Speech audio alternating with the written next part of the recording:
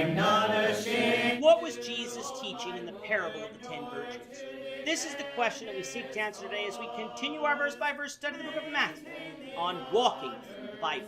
His word, the glory of his cross. If you have a Bible with you, you can turn to Matthew chapter 25. We're going to be reading from verses 1 to 13. If you don't have a Bible, don't worry. Just follow along with us on the screen. The version that we'll be reading from is the New King James Version. So, Matthew chapter 25, beginning at verse 1. Then the kingdom of heaven shall be likened to 10 virgins who took their lamps and went out to meet the bridegroom. Now 5 of them were wise and 5 were foolish. Those who were foolish took their lamps and took no oil with them. But the wise took oil in their vessels with their lamps. But while the bridegroom was delayed, they all slumbered and slept. And at midnight a cry was heard, Behold, the bridegroom is coming, go out to meet him. Then all those virgins arose and trimmed their lamps. And the foolish said to the wise, Give us some of your oil, for our lamps are going out. But the wise answered, saying, No, lest there should not be enough for us and you. But go rather to those who sell and buy for yourselves. And while they went to buy, the bridegroom came, and those who were ready went in with him to the wedding, and the door was shut. Afterward the other virgins came also, saying, Lord, Lord, open to us. But he answered and said, Assuredly I say to you, I do not know you. Watch therefore, for you know neither the day nor the hour in which the Son of Man is coming. Chapters and verses were put in by men in order to make it easier for us to read the Bible. However, sometimes these chapter breaks break apart the context, and so when we come and read this chapter on its own, we don't get the full picture of what Jesus was talking about. The context of the parable of the 10 virgins actually comes from the end of chapter 24, where Jesus was warning his disciples that his second coming would come at a time when they wouldn't expect, so they needed to be ready and watching. In the parable, the 10 virgins were those who went out to meet the bridegroom. Due to our understanding of Western marriage tradition, we can easily become confused as to the example that Jesus uses here.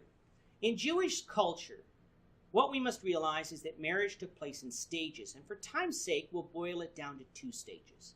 The first stage was betrothal.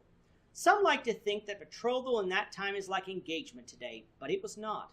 For in that culture, betrothal was the beginning of marriage. We can know this because in Matthew 1, Joseph was betrothed to Mary when he found her to be pregnant. If betrothal was just an engagement, Joseph would have simply broken off the engagement, and that would have been that. But that's not what Joseph had to do, for Matthew 1:19 said that he was going to divorce her, something that dissolves a marriage. Before a couple is betrothed, a bride price is negotiated between the bridegroom and the father of the bride. Once this is agreed to, then the man and woman are betrothed, thus legally married. The bridegroom then goes away for a period of time to prepare a house for the bride and himself to live in. It is only after these preparations are completed that he returns to collect the bride. During the betrothal phase, the bride and groom don't see each other and thus are not sexually involved with each other or anyone else for that matter. The second stage of the marriage occurs when the bridegroom comes to collect his wife. That time was typically unknown to the woman and would be preceded by a shout to warn the bride of his coming. A small private marriage ceremony then occurs in which a few guests are invited. Following this, the couple, in the privacy of the bride chamber, comes together physically, and the marriage is consummated. A wedding feast is then held to show the public that the couple is fully married, in which many guests are invited to attend. This feast sometimes lasts several days. That is the picture Jesus is painting here. There were 10 virgins who were invited to the wedding feast. They didn't know when the bridegroom was coming, and since he was coming at night, they all brought lamps filled with oil. 5 wise virgins brought extra oil, though, while 5 foolish virgins didn't bring any extra oil. And wouldn't you know it, the bridegroom was delayed. Then at midnight, the call came that the bridegroom was coming, and so they all went to trim their lamps. The 5 foolish virgins, since they had no extra oil, couldn't do so, and so sought to borrow from those who were wise. The 5 wise said that they could not share, for they only had enough for them. Go instead and buy oil. While the 5 foolish virgins were gone, the bridegroom came, the feast began, and the doors were shut. Upon their return, the 5 foolish virgins wanted to be let in, to which the response was, I do not know you. The lesson that Jesus intends here is not mysterious, for in verse 13, Jesus says, Watch, for you do not know the day or the hour that the Son of Man comes. In the parable, the bridegroom is Christ. He goes away for a period of time to prepare to receive his bride. John 14, 1-3 gives us that picture.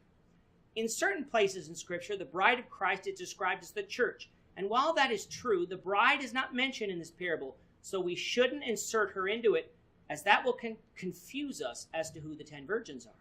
The 10 virgins are the people who are invited to the wedding, invited to believe in and obey Jesus. That is evident because he is telling his faithful disciples to watch. This is not talking about a rapture of the church followed by Christ's return to receive those who obey during some tribulation time, such as an abuse of Matthew 24 in the book of Revelation. As Christians, we are to be ready and watching, for Christ will return someday, and when he does, we will be judged based on our personal obedience to Jesus, not on the obedience of somebody else. We will either enter heaven or forever be cast out. Let's therefore be ready and watching. With that, our time is up for today. The Lord willing, we hope you'll join us for tomorrow's discussion of Matthew 25, verses 14 to 23, as we continue our walk through the Bible, one verse at a time. I'm not ashamed. Thank you for watching today's episode. We hope that you found it edifying and ask that you not only subscribe to our channel and podcast, but that you like and share this episode among your friends, so that the saving gospel of Jesus Christ can go out to the whole world. Of his cross.